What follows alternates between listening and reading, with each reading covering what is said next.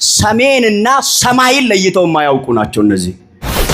የኛ ሃይማኖት የመጣው ከሰሜን አይደለም ከሰማይ ነው። እውነት ከሆነች ደግሞም እውነት ናት፣ ትክክል ከሆነች አይደለም ከሰሜን ለምን ከመካከለኛው ደቡብ ኢትዮጵያ ለምን ከዚህ አሁን ካለንበት ከጠምባሮ አይመጣም? ምን የሚያስደንቅ ነገር አለው? ለቅዱሳን አንድ ጊዜ ነው የሚለው። ለማን የተሰጠው ሃይማኖት? መጀመሪያ ለቅዱሳን፣ ከዚያ አንድ ጊዜ ነው የተሰጠው ሃይማኖት። አኔን ቤቴን ቱማቻ ያኔ ሜጦ መግኒሱፔን አማን ዲናም አባ ከንልማ አፎረ ቁልቁሉ ዋቅዮ ቶኮን በስመ አብ ወወልድ ወመንፈስ ቅዱስ አሐዱ አምላክ አሜን። ይሄ ብቻ መሰላችሁ? ልክ እንደ ዘመኑ አሁን በእናንተም ሰፈር እንዳለው እኔም እናንተም እንደምናውቀው አሁን ምን ይሏቸው መሰላችሁ? በዚያ በቆላሲስ ከተማ ውስጥ የሚኖሩ ሰዎችን ምን ይላችሁ? እናንተ የቅጂ ቅጂ ናችሁ ይሏቸው ነበር። የምን ምን ናችሁ?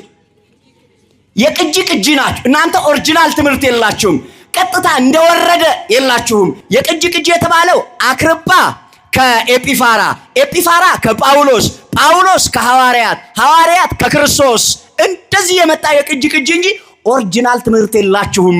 ስለዚህ እናንተ የነ አክርጳን ትምህርት የነ ጳውሎስን ትምህርት የቅጂ ቅጂ ስለሆናችሁ ትክክል አይደላችሁም ይሏቸዋል። አንዳንድ ሰዎች እኛን ለማናደድ እናንተን ለማበሳጨት እቺን ንጽሕትና ቅድስት ሐዋርያዊት ርትዕት ኩላዊት ዓለም አቀፋዊት የሆነችውን ሃይማኖታችንን ኦርቶዶክሳዊት ተዋሕዶ ቤተክርስቲያናችሁን ትታችሁ እንድትወጡ ምን ያደርጋሉ መሰላችሁ? የእናንተ እምነት እኮ ከሰሜን ነው የመጣው ይሏቸዋል። ሰሜንና ሰማይን ለይተው የማያውቁ ናቸው እነዚህ። የኛ ሃይማኖት የመጣው ከሰሜን አይደለም ከሰማይ ነው። እውነት ከሆነች ደግሞም እውነት ናት፣ ትክክል ከሆነች አይደለም ከሰሜን ለምን ከመካከለኛው ደቡብ ኢትዮጵያ ለምን ከዚህ አሁን ካለንበት ከጠምባሮ አይመጣም? ምን የሚያስደንቅ ነገር አለው?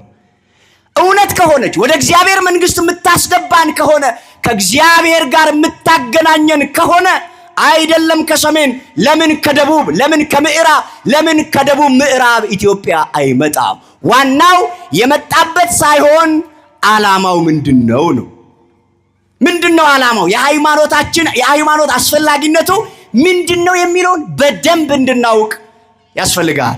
ሐዋርያው ይሁዳ አንዲት መልእክትን ያለው ራእይ ዮሐንስ ከመጀመሩ በፊት ያለው የያዕቆብ ወንድም ይሁዳ አንድ መልእክትን ያለው በመልእክቱ ቁጥር 3 ላይ እንዲህ ይላል። ምዕራፍ የለውም፣ ቁጥር 3 ላይ ሄዳችሁ አንብቡ። እንዲህ ይላል፣ ወንድሞቼ ሆይ ስለምንካፈለው ስለ መዳናችን ልጽፍላችሁ ተግቼ ሳለሁ ለቅዱሳን አንድ ጊዜ ፈጽሞ ስለተሰጠ ሃይማኖት እንድትጋደሉ እየመከርኳችሁ እጽፍላችሁ ዘንድ ግድ ሆነብኝ ይላል። ለቅዱሳን ስንት ጊዜ? ስንት ጊዜ?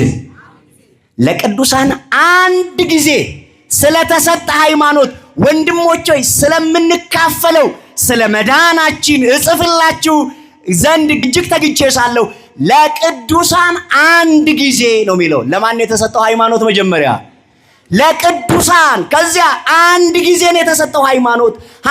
በሃይማኖታችሁ ጸንታችሁ እንድትከራከሩ፣ መልስ እንድትሰጡ፣ እንድትረቱ፣ አባቶችን እንድትጠይቁ፣ መምህራንን እንድትጠይቁ፣ በሃይማኖት እንድትጸኑ፣ በሃይማኖታችሁ ተበላልሳችሁ እንድትጋደሉ፣ በጾም በጸሎት በስግደት በልዩ ልዩ መንፈሳዊ አገልግሎት እንድትጸኑ እንድትጋደሉ እየጻፍኩላችሁም እየመከርኳችሁ እጽፍላችሁ ዘንድ ግድ ሆነብኝ ይልና ቅዱስ ጳውሎስ ይሄን ቃል ሲያጸናው ይሁዳ ስንት ጊዜ ነው የተሰጠው አለ? ምን ነው ስንት ጊዜ? አንድ ጊዜ ተሰጣል አለ ይሁዳ። ቅዱስ ጳውሎስ ይሄንን ሲያጸናው ኤፌሶን ምዕራፍ 4 ቁጥር 4 ላይ እስከ 5 ያለውን አንብቡ። እንዲህ ይላል፣ በመጠራታችሁ በአንድ ተስፋ እንደተጠራችሁ አንድ አካል አንድ መንፈስ አለ፣ አንድ ጌታ፣ አንድ ሃይማኖት፣ አንዲት ጥምቀት፣ ከሁሉ በላይ የሚሆን በሁሉ የሚሰራ በሁሉ የሚኖር አንድ አምላክ የሁሉ አባት አለ ይላል። ስንት ሃይማኖት? ስንት ሃይማኖት? ስንት ጌታ? ስንት ጥምቀት?